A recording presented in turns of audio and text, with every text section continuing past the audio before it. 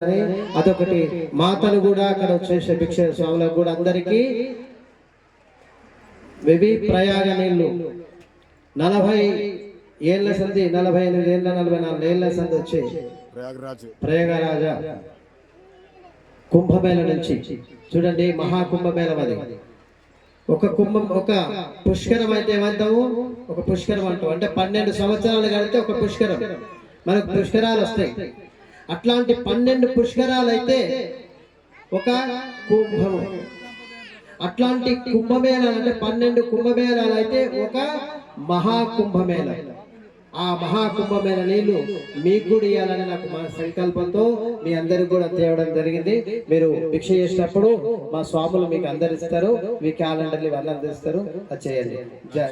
చిన్న విన్నపము, ఇప్పుడు ఎవరైతే సుదీక్ష తీసుకున్నారో ఆదివారం నాడు మద్యము గాని మాంసం గాని సేకరించొద్దని చెప్పగలరు. జై శ్రీరామ్. జై శ్రీరామ్ అని ఎందుకంటున్న మాటికి అంటే, రాముని నుంచి శ్రీ నమశివాయ నుంచి నామశివాయ నుంచి మా నారాయణ నుంచి రాధేశుడు.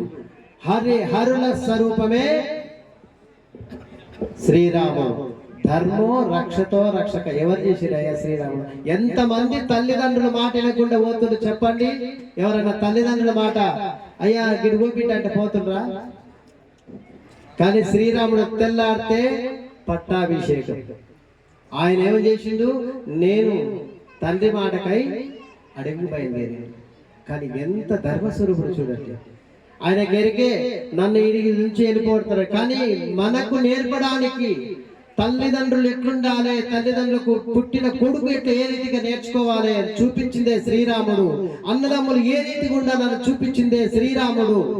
దేశాన్ని ఏ రక్షించాలంటే మాతృ జన్మభూమిని ఎట్లా చూడాలనే చూపించిన వాడే శ్రీరాముడు. అటువంటి శ్రీరాముని వంశం మనమంతా. అటువంటి వంశంలో పుట్టి మతాన్ని మార్చుకుంటున్నాం. కండ్లకు పొరలొచ్చి తల్లిదండ్రి కనపడక పావుకు వస్తుంది కూసం, అట్లాగా కప్పుకుపోయింది మనకు. అట్లా మతాన్ని మార్చుకోవడానికి ప్రయత్నం చేస్తున్నాం. ఆ మతాన్ని మార్చకండి.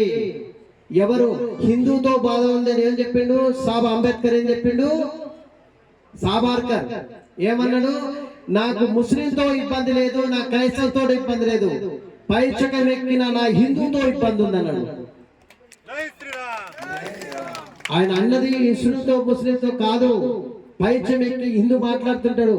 మనోడు మాట్లాడిండు ఎవరి గురించి? హనుమంతుడికి తోకుందట, ఈయన రాముడు కట్టిండట. ఇంకోడు మాట్లాడిండు, అన్నం తినక కాదు తల్లి గర్భం నుంచి వచ్చిందో నేను ఎట్లొచ్చిన తెలవనోడాడు పాపం. అయ్యప్ప హరిహరులకు గుర్తాడా అన్నాడు. ఎంత దుర్మార్గ లక్షణాలు మన భారతదేశంలో సంస్కృతి చూస్తున్నాం అండి. మస్జిద్ కాడికి పోతుంటే మనం చూస్తుంటాం, భజన చేసుకుంటూ ఆగండి మస్జిద్ వచ్చిందంట. ఎవరికి మనకోసారి మనం కొడుతుంది. మస్జిద్కి పోకండి. మాలేసుకున్న స్వాములు ఒక్కరన్నా మస్జిద్కి పోయినా, మస్జిద్లో ఏమంటారు దర్గాలకు పోయినా ఇన్ని రోజులు చేసిన వృధా అవుతుంది. తల్లి మర్చిపోయినోడు అవుతాడు. ఆదివారం ఎంత, ఇప్పుడు గురుగారు కోరిక మేరకు ఆదివారం ఎంతమంది పని చేస్తారు? చేయలేబట్టండి. జై శ్రీరామ్.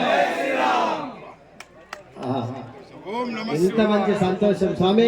ఒక్కడు లేపుతాడో అనుకుని మా గురుగారు, కానీ 1000 మంది లేపి ఆయన అర్థం చేసుకున్నాం కదా. అట్లాగే పెళ్లిలో కూడా మనం ఏం కొట్టిస్తాం? శుభపత్రికని కొట్టిస్తాం. పెళ్లిలలో మనం ఏం చేస్తున్నాం? కోస్తున్నాం, అక్కడ అశుభం చేస్తున్నాం. అది మానుకోండి ముందు. జై శ్రీరామ్.